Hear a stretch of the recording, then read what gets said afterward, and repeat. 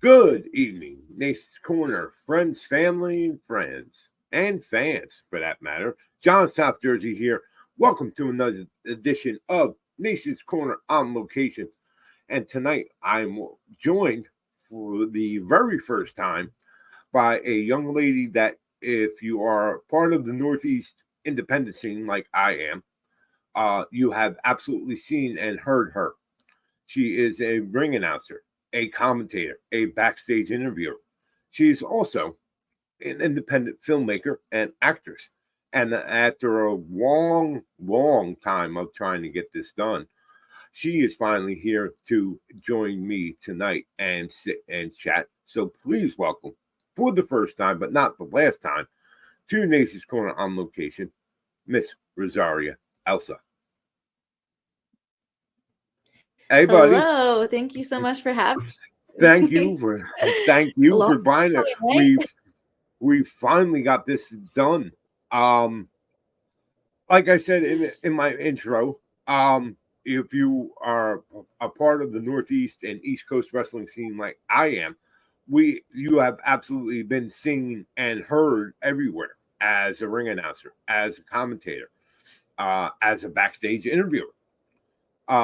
And then there's another very interesting aspect I want to get into with that, but we'll tease that for right now. We won't get into that right now.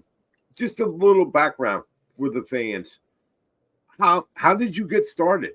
Because it's one of the things I had to think back when was the first, when and where was the first time I saw you was, and it was just like, oh well, yeah, she's always at so and so's show, or every time I go here to this place to see a show, she's there. So, how did you get into the position and the ability you have as an announcer, as a backstage interviewer, as a commentator? So starting out, it's kind of all just been like a trickle of effect. I took a broadcasting class in college, Mm-hmm. and in that class was a professional wrestler Mm. who had turned to the commentary side of things. And pretty much a year after we took that class, he reached out and offered me my first opportunity to be a backstage interviewer. And the rest is history. So I started out as an interviewer, did that for maybe a year before I was comfortable enough to try ring announcing. And it's kind of just been like, okay, you can ring announce. Do you want to try commentary? Okay, do you want to try this? Do you want to try this? And it's all kind of just flowed throughout. Okay. All right. Well, that's funny that you put it quite that way, because you look and sound so natural in the ring announcing, um, doing the backstage interviews, doing the commentary. You just sound, you literally to me have sound like you've been doing this for 10, 20 years, even though you're not that old, but you just come off that there's an air of confidence and confident in your ability that comes through. And I always say, and I've told people before, and other even ring announcers, that you guys to me are just as important as the talent, as the wrestlers, because you're that ancillary role, but you add to it. If you just have someone comes out and says, yeah, we're gonna have a match with this guy and this guy. I don't know how long, but somebody like you're the first thing the fans see.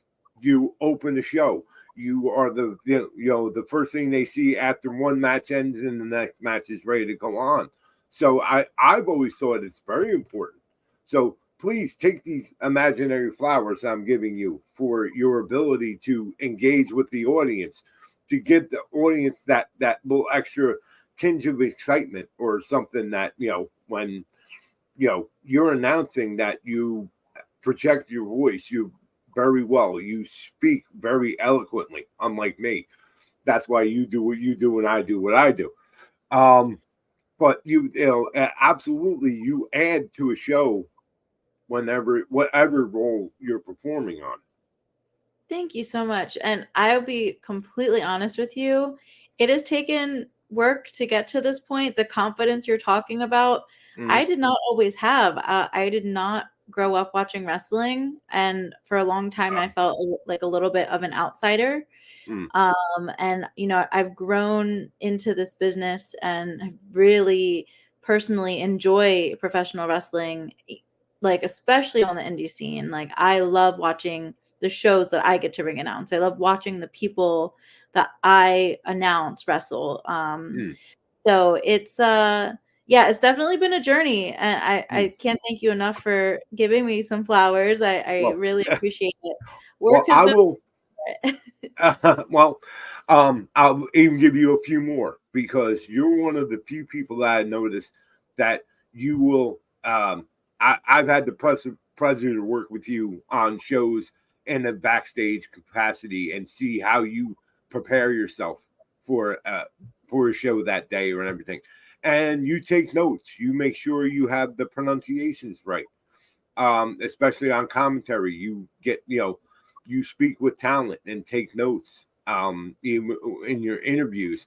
And again, that just adds to the overall value of the production that you do take that time. And that those that are doing it well, no matter what, in what capacity, absolutely, they take the time to make sure that they're familiar with the subjects and the material. And you absolutely do that. I see you look here, no notepad, and okay, and that's spelled, and and it's one of those touches that makes me want to shout your name even more from the rooftops because you are that good and someone that I was not aware that you were not new to this. Like I said, to me, I go to 100 to 150 independent shows a year, from all the way from Maine down to I'm even going down to North Carolina for WrestleCade this weekend, or WrestleCade weekend this year. And yeah, so and I can tell you, with you, it was like, oh yeah, Rosaria's here. Okay, that makes sense. All right, this will be good. And I didn't realize that your ability and your presence doesn't necessarily dictate upon your age or experience. So kudos to you. Absolutely. Wow, thank you so much. That means a lot to me. That and I bring her Red Bulls. If you bring her Red Bulls, if she will really smile for you. Yeah, sugar-free Red Bull, that is the Yes. thing. I love it. Yes. That was such a nice surprise. Hey, I always try to make sure I get everybody what they need. So on a show day when there's so much going on, like a nice little surprise like that is such a day maker. Yes. Makes the entire day. Yes, and there are quite a few independent wrestlers and personalities such as yourself are very happy when they see me because they know they have goodies coming of some kind. So, and we all appreciate you being so good to us. That is so wonderful. I respect talent. I respect hard work. I've been watching professional wrestling for 40. Oh God, it makes so old right now. I've been watching. I actually added up. I've been watching professional wrestling for 42 years. Wow. That's how old I am, and it's a lot of them. It's a lot of professional wrestling, and my focus and my number one true love of wrestling, besides all the big shows and the big promotions and everything, 100% is independent wrestling, and especially women's wrestling. And any small thing that I can do to get promotion and get the word out about either, I'm always on board. And if that's making you guys as the talent, your day or your show day that much easier or that much stressful, or gives you a quick second to enjoy something instead of running around with your hair on fire, then so be it. I do it gladly and will continue to do it until I can't do it anymore. Well, the support on the indie level as well as women's wrestling means a lot. I mean, we can't do it and put on shows without people coming and showing out for us. So that's very, very appreciated. I even say on our main show on Nation's Corner that we do every Saturday, independent wrestling is the best bang for your entertainment buck, period. Not just for, if you're a wrestling fan or not. If you want to go have a good time with your family, with your children, with your husband, wife, boyfriend, girlfriend, on the cheap, nothing beats indie wrestling. And the access that you have, you yourself take part in meet and greets and fan interaction stuff along with the other wrestlers. There's no such thing as a bad seat or being too far away from the ring at an indie show. You're right there. You're seeing everything as it happens right there in your face. Go to a WWE show, go to an AEW show and see how much you have to pay to, a ringside ticket for an average indie promotion is about $30, give or take. That same ticket for AEW or WWE is a couple grand, a couple thousand to get that same experience. So it's not hard to figure out the math here, folks. And the one thing I've always loved about it, and I think you and I have talked about this personally before, my biggest thrill is seeing the young men and women here on the indies now or then, and then watching their rise, watching them move up, become a bigger name on the independents, and then they get signed and they go to one promotion, and next thing you know, it's a few years down the road and that person is wrestling on my TV every week.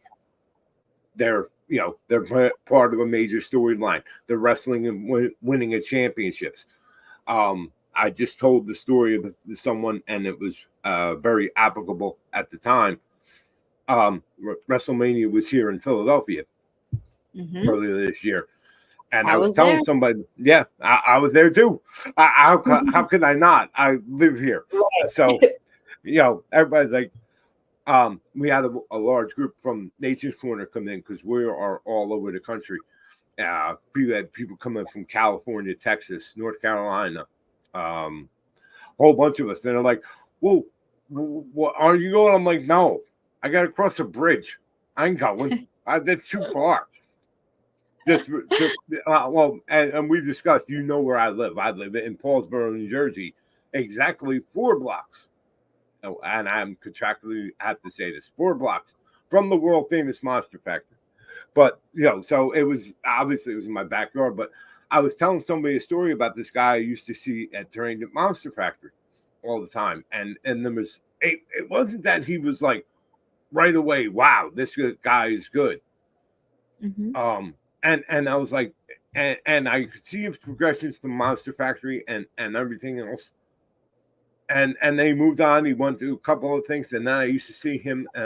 He got signed by Ring of Honor, and had a decent run in Ring of Honor. And if you haven't figured out who I'm talking about by now, folks, he's the former world heavyweight champion. That you know him as Damian Priest. I know him as Punishment Luis Martinez. I saw him literally start from the beginning at the Monster Factory, 4 blocks away from here, paying $15 to sit up front at Danny's place and watch this guy work and become who he is. And I have literally dozens of stories like that. So independent wrestling has always been very near and dear to me.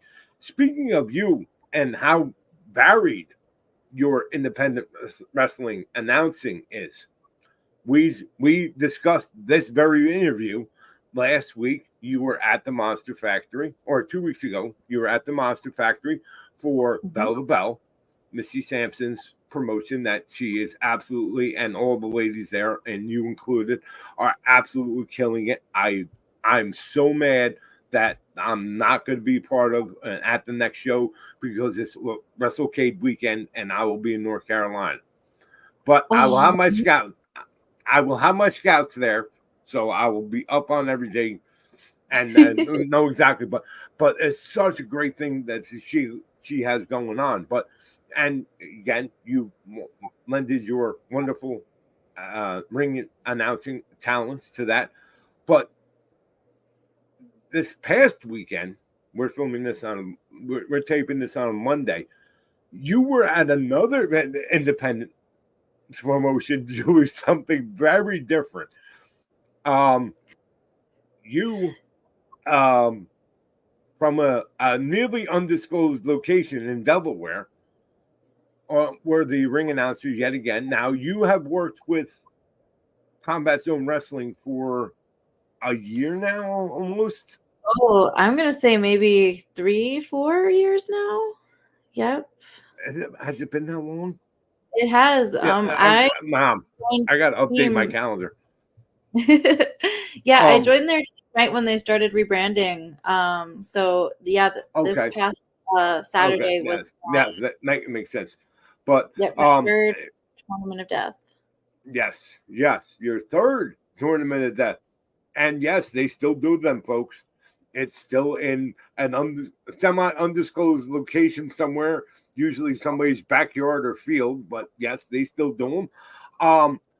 And I haven't seen any footage yet, but shout out to one of my favorite hardcore and deathmatch wrestlers, the grimy bitch, Mickey Knuckles, who won the tournament of death, got the big trophy and everything. I saw the picture and I literally was like, yes, had a girl.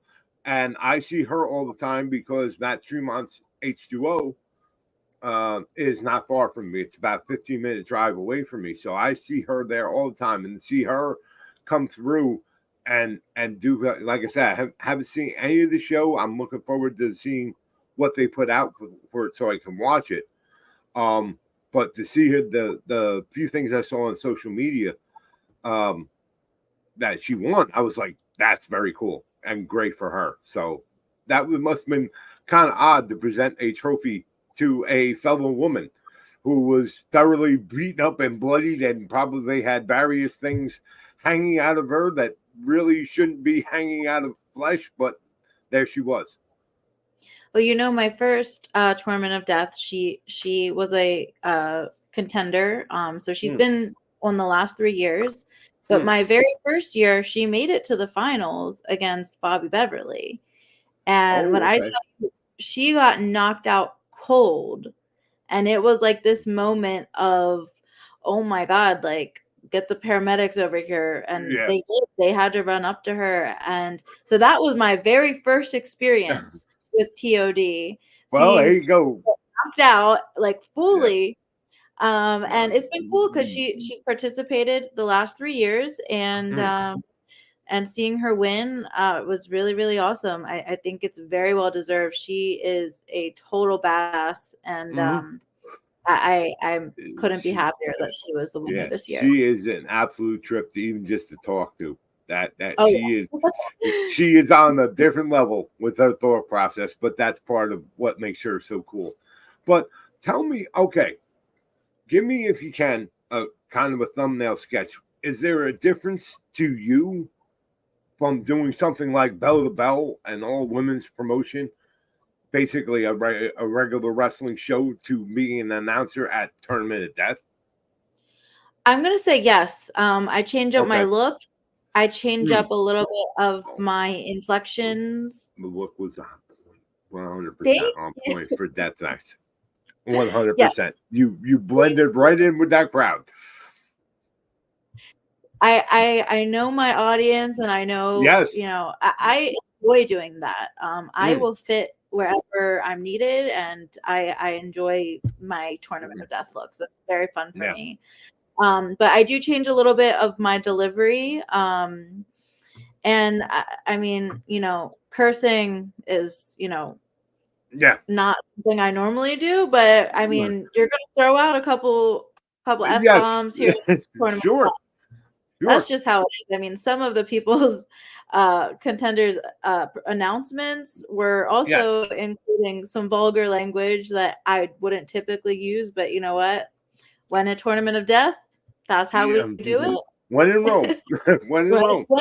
Exactly. And I fully embraced it. And it's just a really fun time. And everyone puts it all in there. So And absolutely, I will be looking to you next year when they do it again, when it comes time, to let me know so I can make this one, because it's been quite a few years since I've been to one. So, and Yeah. I always had such a great time at them, and just the mayhem and the carnage of them.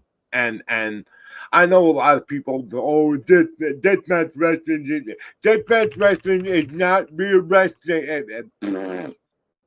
GFY.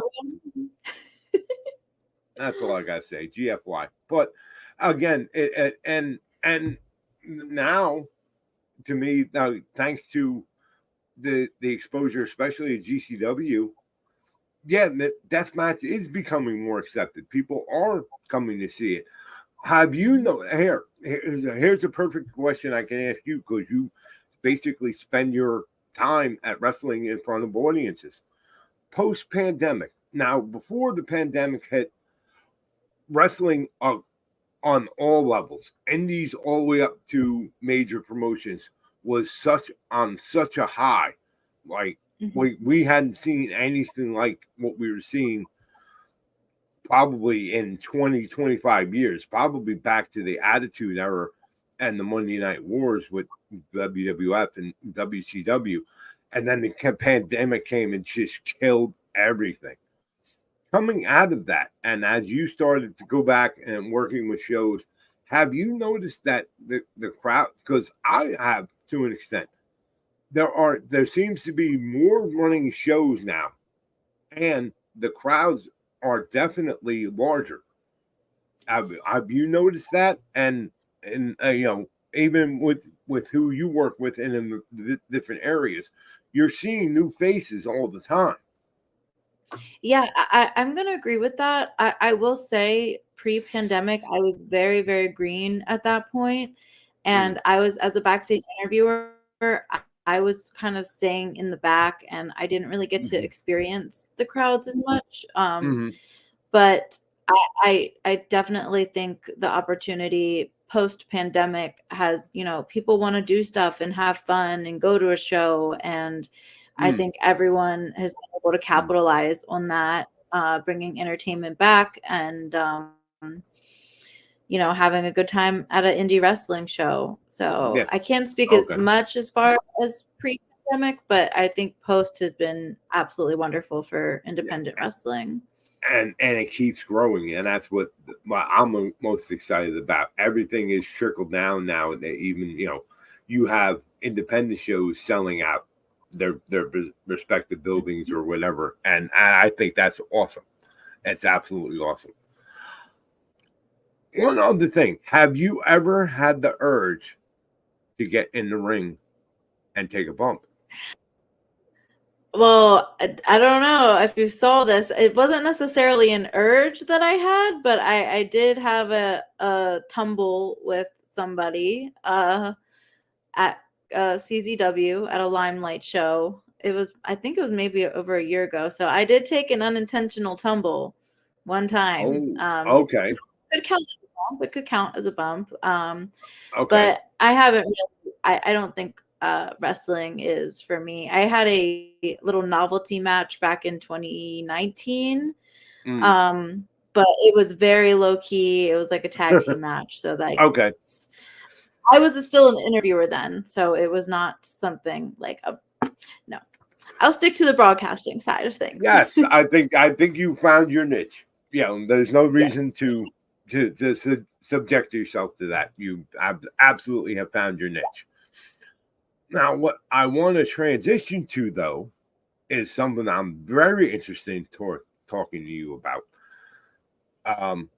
You're an independent filmmaker and actress, and tell me about this. How did this come about? Was this always a desire of yours? Tell me everything. I'm so curious to know how this is, because I'm seeing the other side of it now from following you and talking with you and seeing the projects that you've done and have success and win awards with them even.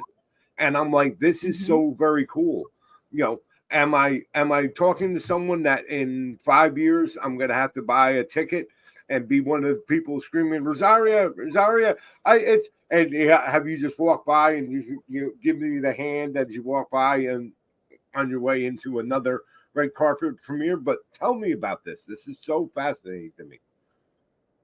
Well, one, I can never forget people that have like made an impact with me and that like I've spoken with multiple times. So you wouldn't be having to wave me down. Yes, free tickets. Yes. But okay. But yeah, so acting has always been something that I've done growing up, and really was something I was more interested in prior to getting started in indie wrestling. And so I was doing some little small commercials, a few little advertisements, and it was actually wrestling that got me connected with indie filmmaker Brad Twigg, and he gave me my first opportunity on a film called Shriek Show. It's available on Tubi. You can watch it for free there. And that was my first taste of being in a film with a leading role. Okay. And pretty much from there, I've just decided, you know what? I love this. I love horror also, side note. And I'm just going to keep pursuing this. And I've done several Brad Twigg films, one of them, which will be streaming October 1st, Crackoon. It's going to be available. Yes, finally, yes. Yep. Oh my God. Very anticipated. A lot of people are interested in our little movie, Crackoon, and I'm so excited. It's going to be available on Amazon, Apple, and Screambox. So October 1st is around the corner, and I am just so excited. And I have two of those three, so I can watch it on two screens, and I will probably will. All right, but just to interrupt you a second, is horror the chosen genre for you, or are you?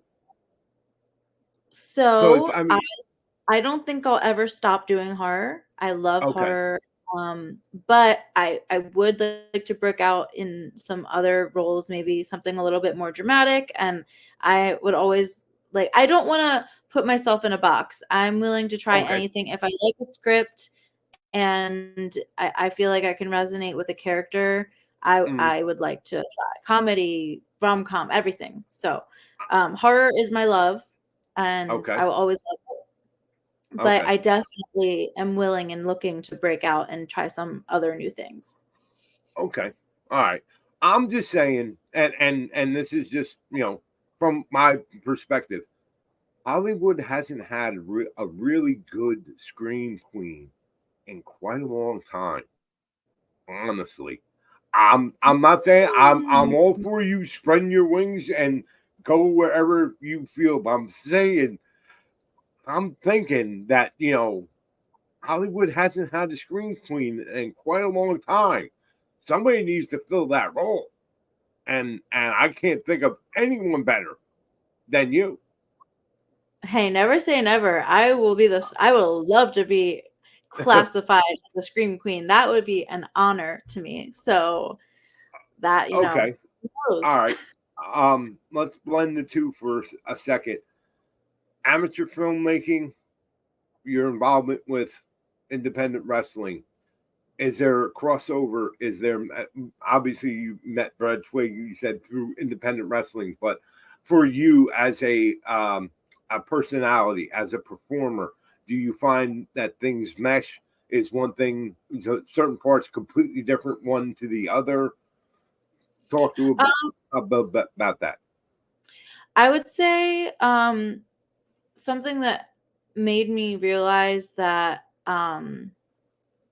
putting the two worlds and thinking about the two worlds, I've realized that I think wrestlers are just very athletic actors at the end of the day. They are performers and entertainers. And that's when I really was like, you know what? I can fit into wrestling. Because like I said, I didn't always feel super comfortable getting in it. And once I put that barrier down and I'm like, I'm just with a bunch of artistic people that are performers, and yes, wrestlers have this extra athletic ability, and I felt like much more at home. And Okay. so I think the two can you can take things from each. Like, I think doing stuff on the fly in wrestling could help with improv and acting. Just, Okay. going with the flow, adding lines, if we want, depending on which director you're working with. And I think on the independent level, a little bit of the chaos in general, it's across the board. Things happen, like we're Yeah. all trying to follow our dreams here, and across the board is just something that we deal with to follow our dreams. And but both are unique but similar in the same way, if that makes any sense. Yeah, no, that actually makes a lot of sense, and that's kind of what my thought was about the two, because obviously there's a lot of parallels you can draw, but when you think about it, yes, wrestling is very physical acting. It's from a very physical, athletic standpoint, whereas you're not just reciting lines or doing a scene. It's but there also has to be certain things that are very different. To me, filmmaking will almost seem more structured than wrestling. It has a lot of more like redundant repetition. Like, you're going to do the same shot several times from different angles, where when you're wrestling, like, you get one shot. Like, you're going in, you're doing your thing, and like, you've got your 10, 20 minutes. With film, there's a lot of repetition. And so I would say that's probably a bigger difference. And like, we have more scripts that, that type of structure we have to follow. I think wrestling is a little bit more free in that way. So would you consider yourself, or would you like to consider branching out on your own, writing your own story, producing your own movie, directing your own movie? It's very funny that you mentioned that, but Isn't it? I've had some ideas, actually, and I feel like I am getting the itch to make something of my own. I would plan to probably start small, with maybe like a short film, before trying to make a full feature. But there's definitely some ideas brewing in here. Wow. So Always thinking, always working. That's yes. one of the 6,744 reasons why I adore you, because the mind is always going, always going. Now back to the Tournament of Death for a second. This is and it's absolutely one extreme of what you do as far as your in-ring stuff, but and I don't. Let me see if I can phrase this right without sounding like an idiot. Announcing and being part of a Tournament of Death is obviously very different than just being an announcer at a regular indie show, or a regular show for that matter. Is it a matter of preference, or you're just, I'm here to do whatever to help out, so let me put my energy towards?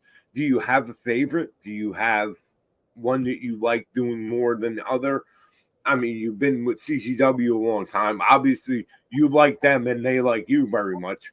Even to have you trying to do ring announcing in a pouring rainstorm in Mug Park in Philadelphia. I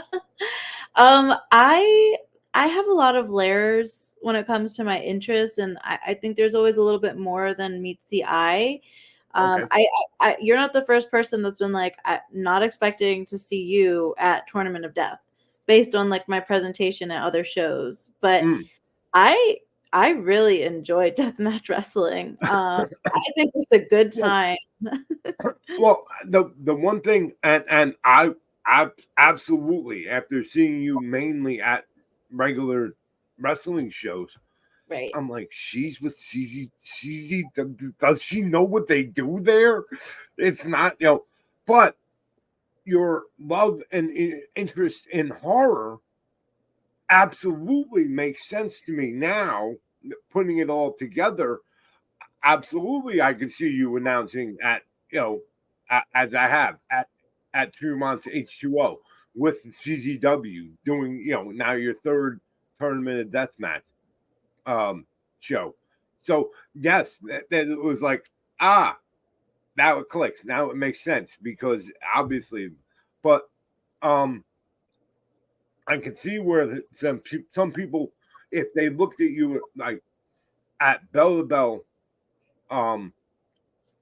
your presentation is absolutely on point from your look, your the way you speak. Everything is absolutely on point.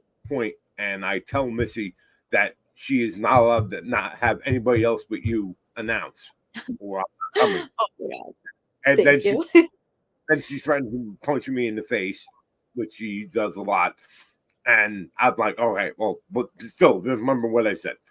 But and even seeing you, and now I mean, granted, the Love Park show was kind of a weird situation. It was a free show. It was actually taking place, for those who aren't aware, that CCW actually put on an entire match card, literally inside Love Park in Center City, downtown Philadelphia, right in the park. The ring was set up inside the park, and it was a free show. But literally, and the cast of characters, which is quite interesting to begin with, on a regular day at Love Park, you give them people being thrown around and getting kicked and punched, and everybody's interested. And of course, we had to put up with the rainstorm. Not that you noticed, because somebody was smart enough to say, I look too good to be out in the rain right now. So I'm going to stand over here where it's covered and then use my talents and my voice to get my work across. So kudos to you, because all the rest of us dumb schmucks sat out there in the rain and watched, hoping to God that nobody slipped and really hurt themselves. But again, a great show. And CZW, for those who aren't familiar with it, yes, they tend to be a little bit more of a hardcore style, a more hard hitting style. But they have been, you want to talk about survivors, they have, as a promotion, have survived quite a bit. And to see them now coming back, and even again now, and still thriving, still putting on shows, everywhere and anywhere, and getting to new places, doing something like that, what they did at Love Park, and which I believe they did a couple times, because I know of 2 shows they had there, but I think they did one more, and I hope next year that they're able to do it again, because it was really, and if you go to Philadelphia, if you're going anywhere in Philadelphia, you're going to have drinks, you're going to have to a show, see, a club, anything in Philadelphia. There's no such thing as free in Philadelphia. There's no entertainment that's free. Well, there is, but it's not really entertainment. It's just called local residents. But that's another story. But to be able to go, like I said, I spent a total of $9 to see CZW, because that's what it costed me to park on the street for the 3 hours of the show, and I had the best time. Best time I had an indie show in a long time. Not just with the fact that you were I was there seeing my friend who I hadn't seen in a while, because she's often making movies and everything else, but the show itself was super entertaining, and and it was one of the things. Yes, it was free. And when it started to rain, a lot of people, just said, screw it, and took off. But you know what? When they started saying, okay, we're going to have a show, we're going to do something, a lot of them people came back. And those, us hardcore wrestling fans, we never moved. I literally sat out in the rain, and I did not care. I'm going to jump comment on, I think CZW's main roster is extremely talented Yes. and so entertaining to watch. So Yes. so glad you had fun at Love Park. Like, there's more where that came from. I think Oh, our yeah. new base is going to be Atlantic City. So make sure to Ooh, keep a okay. lookout. Yeah. I Oh, think I'm more announcements to come, but yeah. Okay. No, I will. Absolutely. And of course, if you want to slide in the DMs and say, hey, you might want to check out this thing here at some point, I'll be like, okay. But I'll keep you hip. I'll keep you yes, in the know. please do. I love my sources. They keep me so up on things because everybody asks me, and I'm like, hang on, I gotta ask somebody. But I usually find out. So yes, absolutely keep me in the loop with that. So Definitely. we spent Sunday in the field. What are we doing this weekend, or what's coming up for you? So this weekend, I'm actually filming another Brad Twigg movie. It's called Heartbreaker, and I think I'm filming on Saturday. I'm not sure about Sunday. So that's this weekend coming up. And next month, I'm going to Houston, Texas with Combat Zone. The end of October, we're gonna have a show. I saw out them in Houston. advertising that show, and great for them because, dude, you think the Northeast is nuts as far as wrestling. Texas wrestling, it's like college football there. It's a damn near a religion with those folks down there. Love I'm going really to looking Texas. forward to going. Yeah, such a good time. And I'm of course, excited. I But have to look where it is, but of course, Nation's Corner is nationwide, and we do have representatives in Texas. So if it's anywhere near where they are, I will absolutely tell them to come to see you and say hello.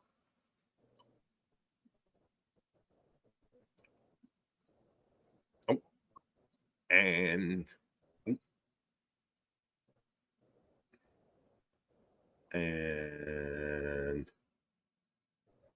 the Wi-Fi is not working right for her. Hopefully it'll I come think we're back. back. And yes, we're back. Are we good? Don't worry. I just babbled incoherently for a few minutes while we were waiting for the Wi-Fi, so we're good. But yeah, I was saying that Nation's Corner is nationwide. So we have people in Texas. So I have to look again to see where that show is at, and I will absolutely tell them to come see you. That you are not only a friend of mine, but now a friend of Nation's Corner, and go out and support you and see you perform and enjoy some good wrestling. Yay. That would be fabulous. All right. We're going to start wrapping this up, but I absolutely want to give you all the ample time to do what you do best, perform, shine. Where can people get a hold of you, follow you, give us your social medias, plug any merchandise, plug all your upcoming appearances, remind folks again about Crackoon, if you will. Just, get yourself over. All right, I'm gonna put myself over. I would be doing a disservice to not mention the film I just wrapped, Camera X. It's a Lauren Lepre film. It is in post-production now, so keep an eye out for Camera X. As far as following me on my socials, Instagram, TikTok, Facebook, it's all Rosaria with 2 A's, Elsa, and that's linked. I think we got that going at the bottom. Yes. Mm-hmm. Let's see, YouTube, Rosaria Elsa, and Crackoon, October 1st. I'm very proud of that movie. Streaming on Screenbox, Amazon, and Apple. Wait, yes.